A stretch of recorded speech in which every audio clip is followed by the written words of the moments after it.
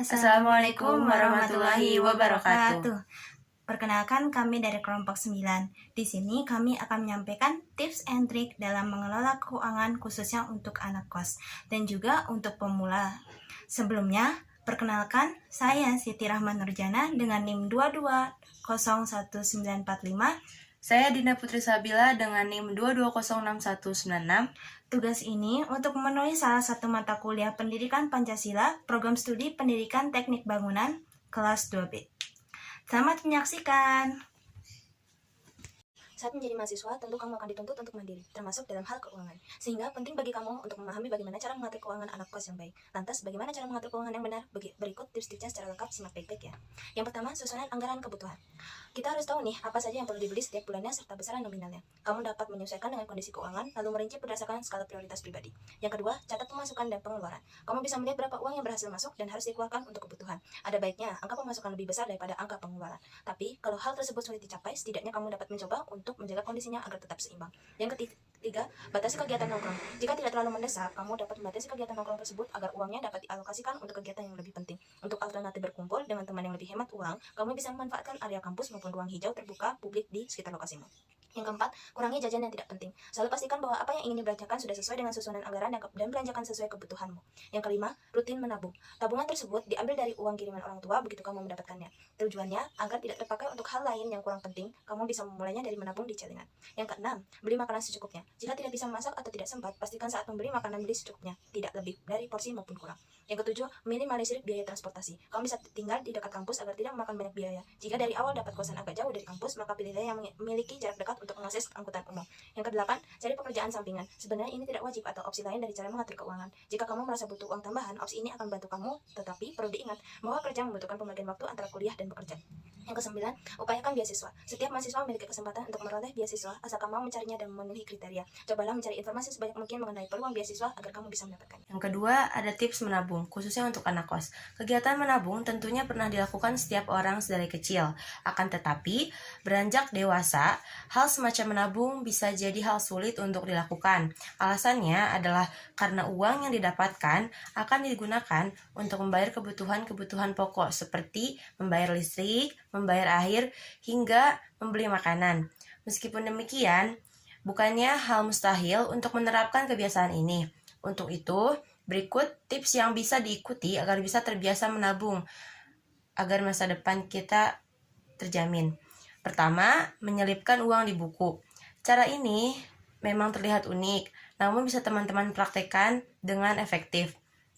Teman-teman mahasiswa tentunya sangat dekat dengan buku. Dalam kegiatan sehari-hari pun memerlukan buku catatan untuk mencatat informasi penting. Buku yang digunakan juga bisa menggunakan buku catatan, buku bacaan, atau buku lainnya. Cara ini agar uang kertas tidak mudah tertiup angin atau terlepas.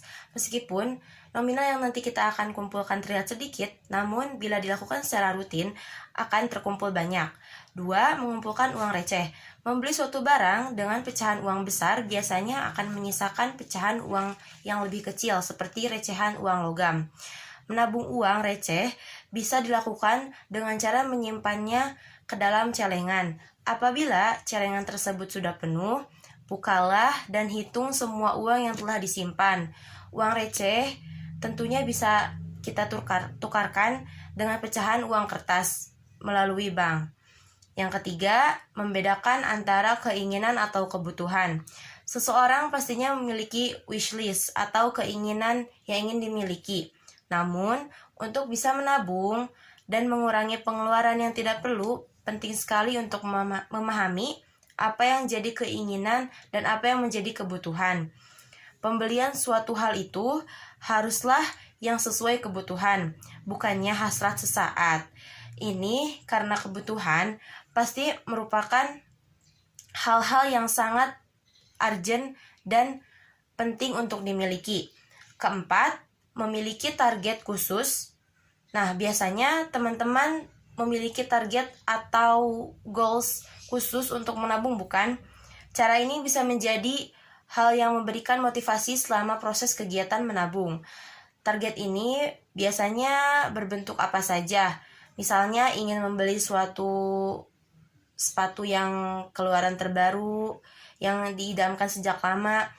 Adanya target khusus juga bisa membuat diri menjadi lebih konsisten dalam menabung.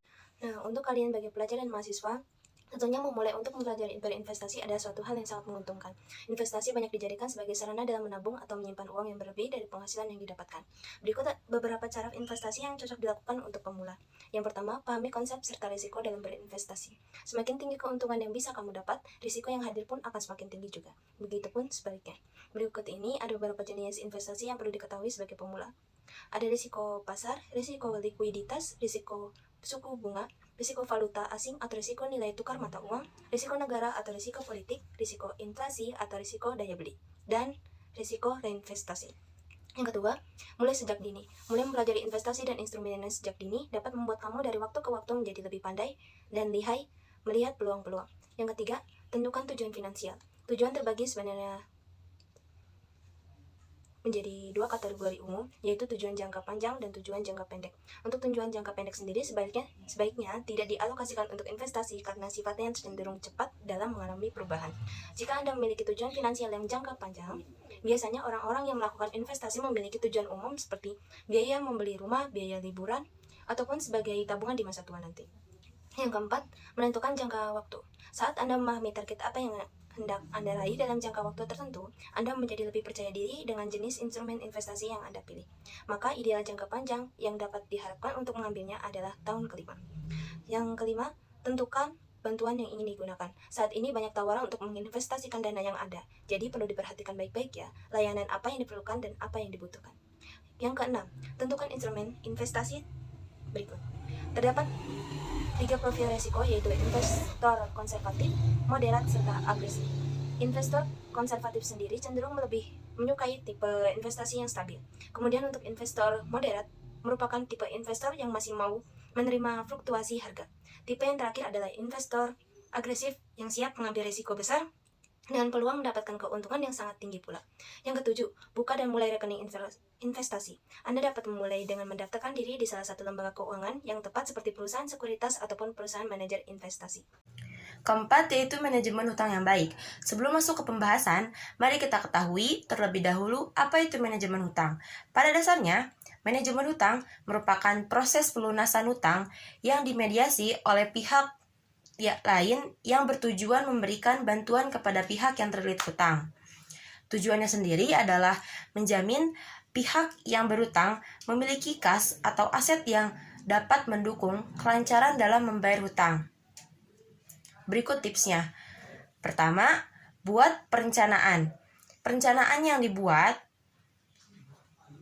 ialah perencanaan mengenai prioritas utang yang harus dibayarkan. Memprioritaskan biasanya dimulai dengan menentukan mana utang yang jumlahnya paling banyak dan suku bunganya paling tinggi. Kedua, penggabungan utang. Jadi, kamu melakukan pinjaman baru sejumlah seluruh utang yang kamu miliki dengan tujuan untuk melunasi utang yang terpisah saat itu. Hal ini dapat dilakukan apabila kamu memiliki utang lebih dari satu tempat. Yang ketiga, pakai aset yang dimiliki. Jika kamu masih memiliki aset yang tersimpan dan sekiranya mampu digunakan untuk membayar ataupun mencicil utang, tidak ada salahnya aset itu untuk digunakan. Keempat, negosiasi.